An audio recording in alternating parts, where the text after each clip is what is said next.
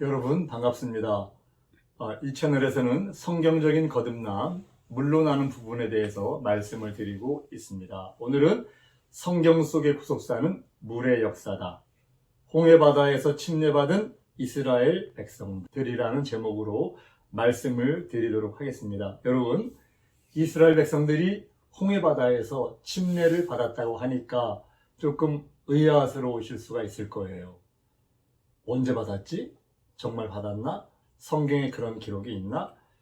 고린도전서 10장 1절에 보면요, 바울이 자기 조상들의 출애굽을 기록하고 있습니다.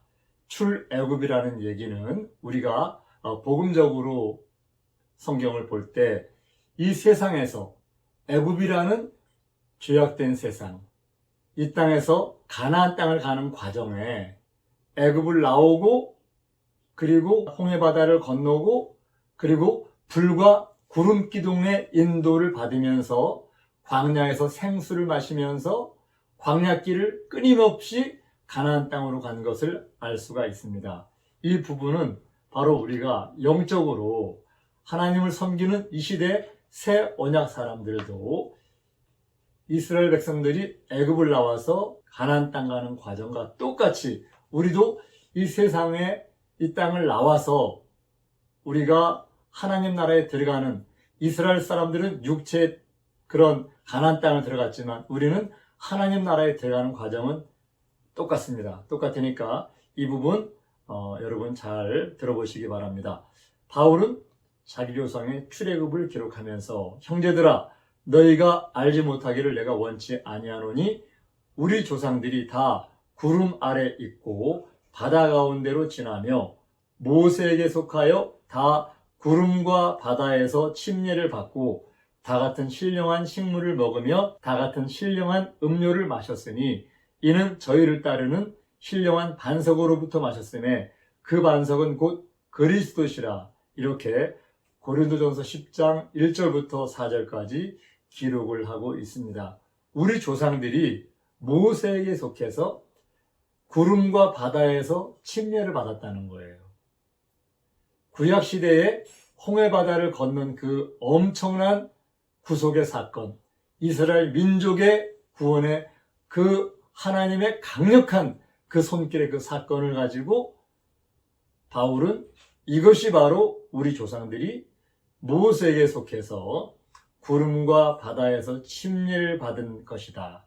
이렇게 얘기를 하고 있습니다. 새 언약의 관점으로 볼 때, 복음의 관점으로 볼 때 홍해바다에 바다를 통과한 것은 이것은 바다에서 침례를 받은 것이다. 이렇게 얘기를 하고 있습니다. 성경에서는 물에 대한 기록이 크게 세 가지로 나와 있습니다. 첫째는 침례. 바로 물은 침례를 상징한다는 것, 성경에 굉장히 많이 나와 있습니다. 두 번째, 물에 대한 것은 생수. 요한복음 7장 38절에 보면요, 나를 믿는 자는 성경의 이름과 같이 그 배에서 생수의 강이 흘러나리라 하시니 이는 그를 믿는 자에 받을 성령을 가리켜 말씀하신 것이라. 예수께서 아직 영광을 받지 못하신 고로 성령이 아직 저희에게 계시지 아니하시더라. 이렇게 기록하고 있는데요. 내 배에서 나를 믿는 자는 생수의 강이 흘러난다. 이 생수의 강, 이것은 바로 그를 믿는 자들의 받을 성령을 가리켜 말씀하신 것.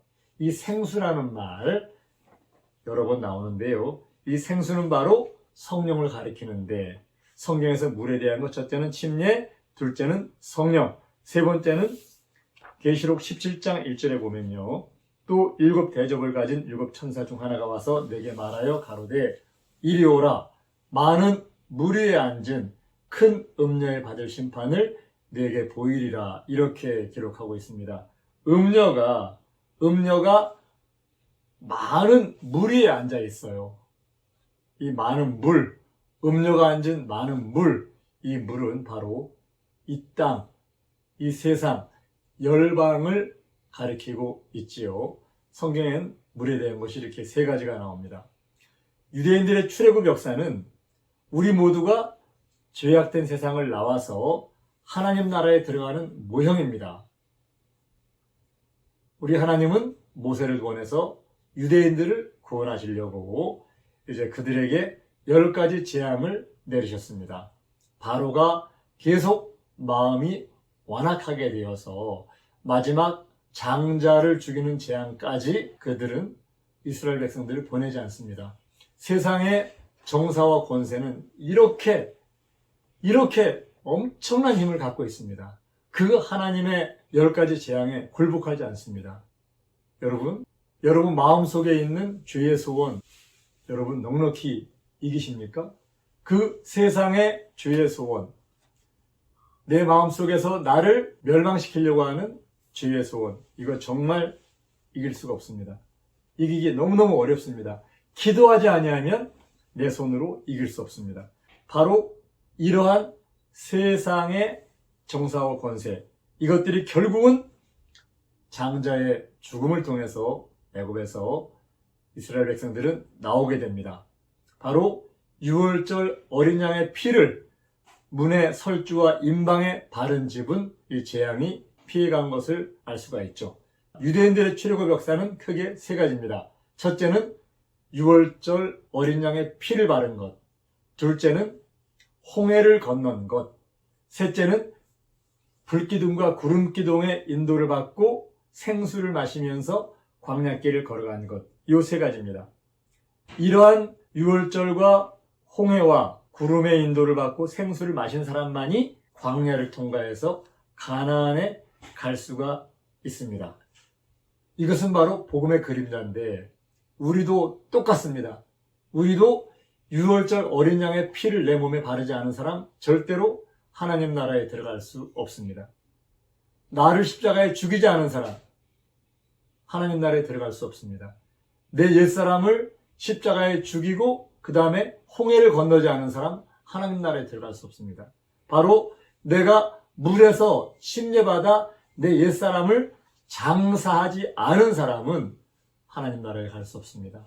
그리고 이 땅을 살아갈 때 우리가 성령 충만함 받고 생수를 마시는, 항상 성령으로 충만하게 채워지는 삶을 살지 않으면 하나님 나라 들어가기 어렵습니다.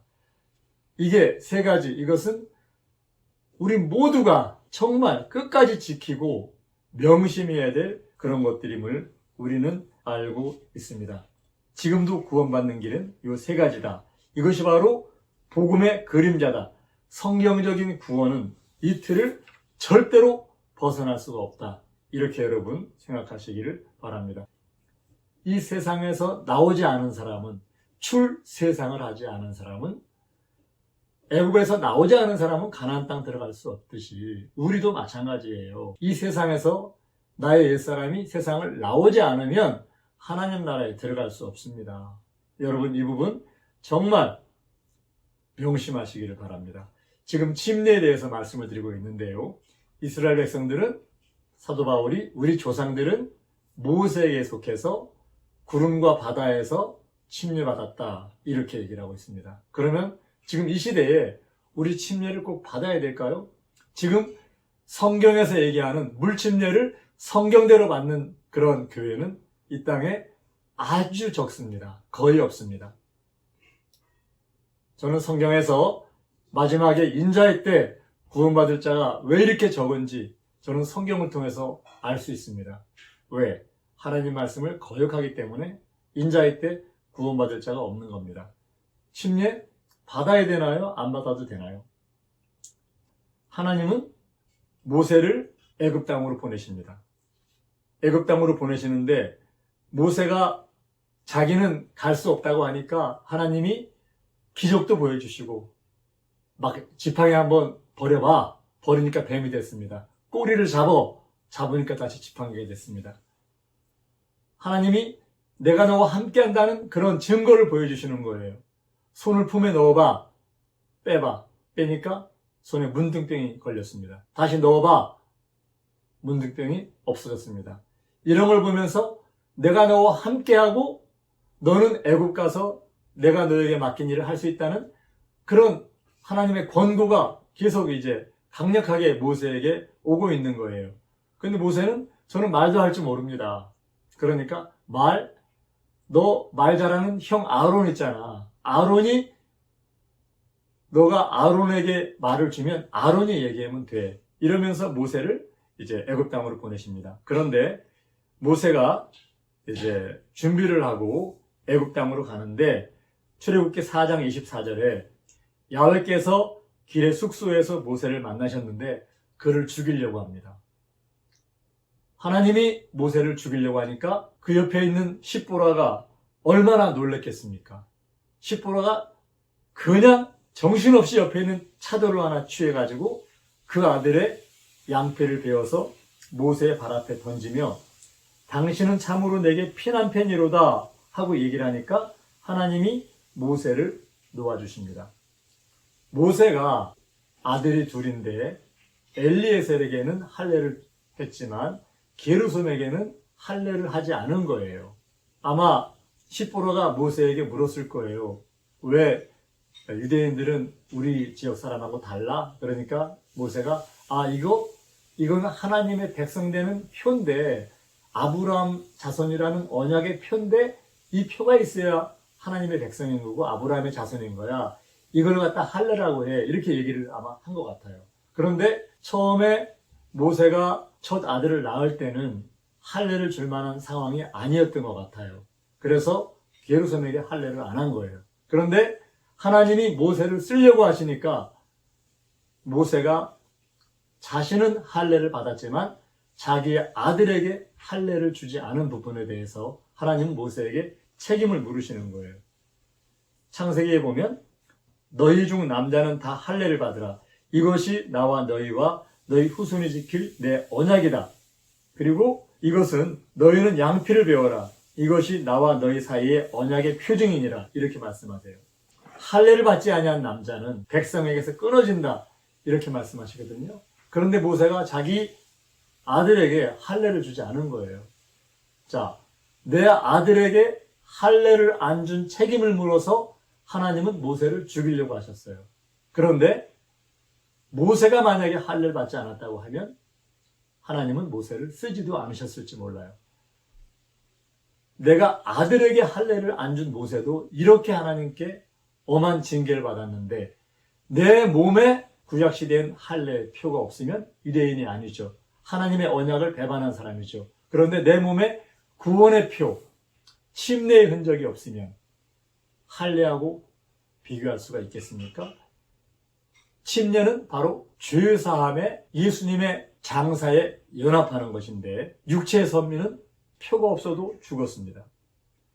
새 언약의 우리 하나님의 자녀들 구원의 표 없으면 죽습니다. 새 언약은 예수님의 피로 맺은 정말 예수님의 생명으로 맺은 언약이 새 언약입니다. 여러분 죄와 사망에서 나오는 것, 세상에서 나오는 것, 죄의 옛사람을 완전히 벗어버리는 것, 이것은 바로 침례밖에 없습니다. 노아의 홍수 때 또한 애굽의 군사들을 물로 다 멸하신 이유가 무엇인가요? 그 이면에는 바로 물이 아니면 구원이 없다는, 물을 통한 구원의 표를 받으라는 하나님의 명령이고 하나님의 권고하심이다. 이렇게 생각하시면 되겠습니다. 이 말씀을 듣는 한 분 한 분 모두 물로 거듭나시는 분들이 되어서 하나님 나라에 넉넉히 들어가는 은혜 안에 거하시기를 예수님의 이름으로 부탁을 드립니다. 감사합니다. 성경대로